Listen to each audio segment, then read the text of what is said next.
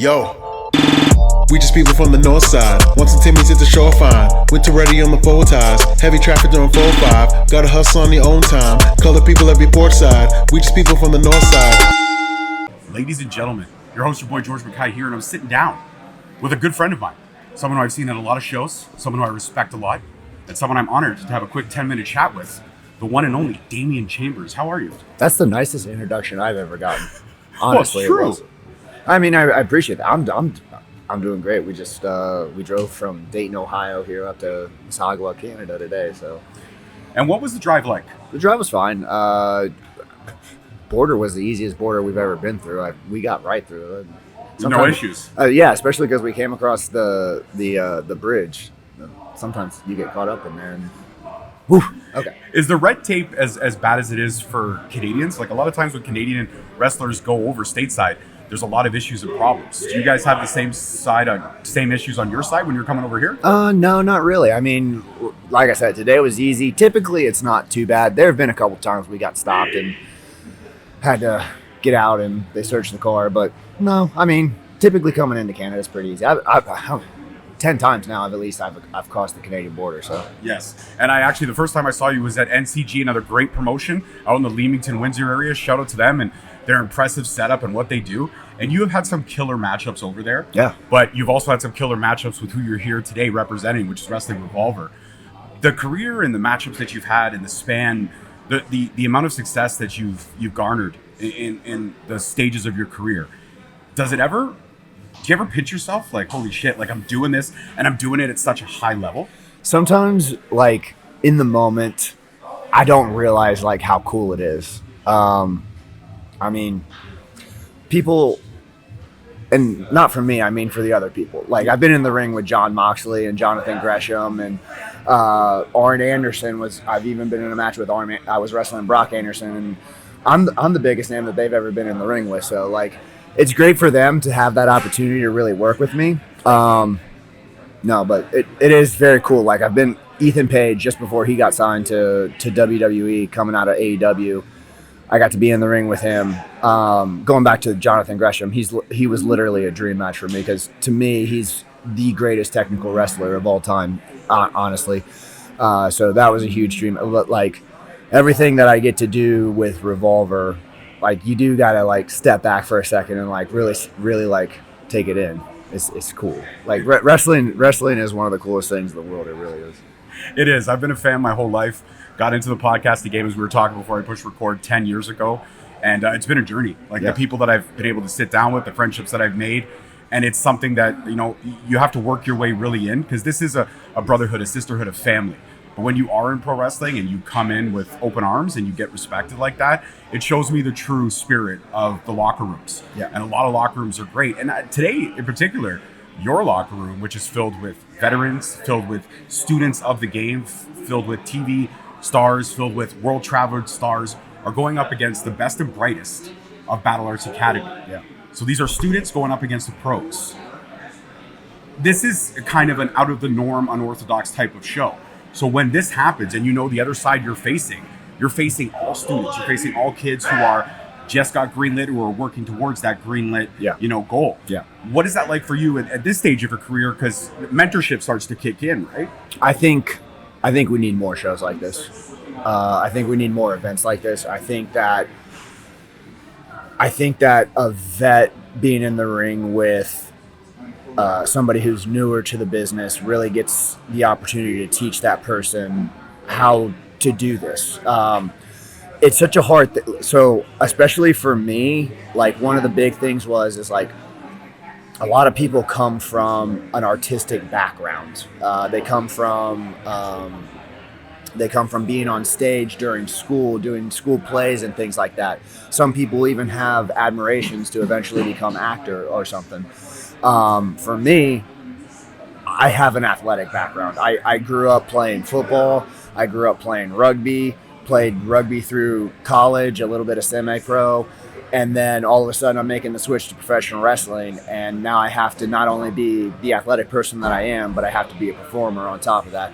So being able to like come out and like be in the ring with somebody who could actually lead you is just so important. So 100%. We need more shows like this, and we need more vets that are willing to put that work in.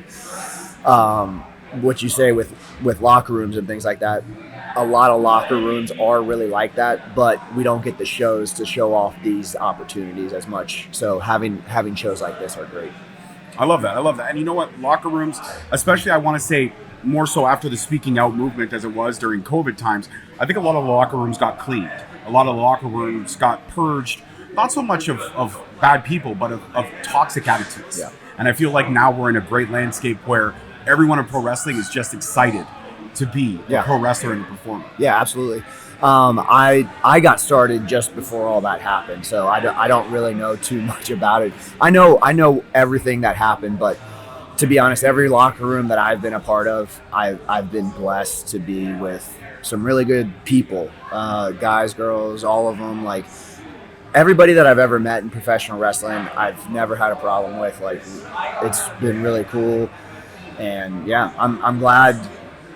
It really does feel like a community more than anything else. I think that's a great way to put it, a great word, community. You're 100% right on that. I want to switch gears to you personally in that transition point from, because we see it all the time. We see it with a lot of wrestlers. They transition from that sports or that theater background, but they don't have both avenues. Yeah. So they have to learn that one side to kind of go hand in hand with the other side. Yeah. When you had to develop the personality, I mean, I could see you're an easygoing guy. You're polite. You shook my hand. You remember my name. I was like, this is great for me. Like, and it's not to say that nobody does, but it just shows how much you resonate with people and those little things. Like it's like a CEO coming in, remembering every employee that's ever worked for them. Yeah. So when you had to make that transition and become that character, become Damion Chambers, was it a hard thing to grasp right away, or were you able to just be like, yeah, okay, I got it. I know what I want to do. I know who I am. Yeah, at first I didn't. At first I really had to figure it out. And then it just... The first time I ever popped up on Wrestling Revolver, I was supposed to be booked. I was supposed to have a match that night. And instead, Sammy didn't book me. So, whatever. Sammy, what's going on with that? I had to make my point. So, I came through the crowd, entered the ring, cut my very first live promo. All right, I'd never like I just told you, I'd never done anything theatrical or anything like that. I literally had to cut. The first time I ever talked in front of a crowd was in front of 1,000 people in Des Moines, Iowa, in front of a Revolver crowd. So you have to figure things out pretty quickly if you're in that situation. That's a hostile crowd. Luckily, I know how to be an asshole, so it works out sometimes. That's awesome, but the adrenaline, I've heard a lot of wrestlers tell me over the years, you can't beat that adrenaline. You're always chasing that feeling, and pro wrestling is the only feeling that consistently gives you that adrenaline shot. I mean, it really does. Everybody likes to be the good guy. Everybody likes to be liked, right? Everybody wants to be like everybody's friend and stuff. No. I like to be booed. I like that, man. Just the feel, going back to that night, it's like, this is what I always tell everybody. Nobody knew who I was that night, so they were just sitting there and they were listening. But as soon as they started to digest what I was saying and when they started to realize it, all you feel is heat. You just feel hot air. You just feel people breathing on you, just like boo. Just the heat from their breath coming off you. You just feel that wave of heat. That was the moment I realized I love this so much. That wave of heat just hitting me as people are just booing the shit out of me. It was awesome. That you can't beat getting booed. You cannot get beaten booed. I'm sorry. So you talked about Johnathan Grasham being a dream match for you, and I've seen that man in so many matches and so many calibers of technical wrestling. And when you're going in there with the technical wizard that is Johnathan Grasham, you have to go in prepared. So when you're told, hey, okay, Damion, next show, you're going at Johnathan Grasham, you're like, oh shit, I'm going at Johnathan Grasham. What things did you have to do that maybe weren't in your wheelhouse that you had to work on in order to prep for that match? I mean, ever since I really started following John, like, I knew all his stuff already. So I prepare for my opponents. Anytime I'm in the ring with anybody, like, I'm gonna know what you do. So you're always ready. I am. I'm not to quote Matt Cardona or anything, but it's just having preparedness, being prepared for anything, having a contingency plan if things don't go the way that you originally planned. And it's still cool to see like a guy like Johnathan Grasham, even though you've watched him a million times, he can still pull out a stunt that you have not seen yet. He can put you into a hold that you do not feel good in. In fact, he was trying to put me into a figure four, and something I'd never seen before. I had him trapped, and instead of him being able to put the figure four on, all he did was stand up, and he still put all that pressure onto my knee and pinned me instead out of a figure four. I'd never seen it before. It was the craziest thing in the world. So like it's something like that where you have your contingency plans, you can prepare all you want, and you can say I'm ready for this, but then they hit you with something like that. It's a whole nother ballgame. Amazing. And if you could look back at, like you said, you shared the ring with some amazing talents, and you yourself are an amazing talent. But when you look at everything so far in your resume and your body of work that you put out there, what is the one match to you that you're like, that one was special? Not an all-time favorite, not a cliche question, but just to go back and say, that one, we were on, the chemistry was on, and it was just from bell to bell, it was magic. Yeah. Oh man. I mean, Grasham, obviously, that was a dream match. He was a top 10 guy that I ever wanted to share the ring with. I did have the opportunity to share the ring with Alex Shelley. It was a lot of people in the match. There was like 7 people in the match, but getting to share a moment with Alex Shelley, because Alex Shelley is a top person for me. Like he's probably a top 10 guy as well. Man, that's a hard question to. I asked the tough questions. That's a tough one. I guess you could say, maybe to reword it in a different way to maybe help your answer, a moment where you felt you leveled up inside the squared circle. And if Johnathan Grasham is that answer, then that's a great answer. Yeah, I mean, it's hard not to say Grasham. It's hard not to say like an Ethan Page. It's hard not to say, as much as we hate each other right now, anytime I step into the ring with Ace Austin, I mean, we're gonna put on a match. And he, like, Ace got me. Like he's the reason that I'm able to perform in the ring that way that I am. He trained me. So I know, like, again, we know each other so well. We know whenever we get into the ring, we're gonna know each other's things. I've probably been in the ring with him next to Crash Jackson. I've probably been into the ring with Ace more times than anybody else next to Crash.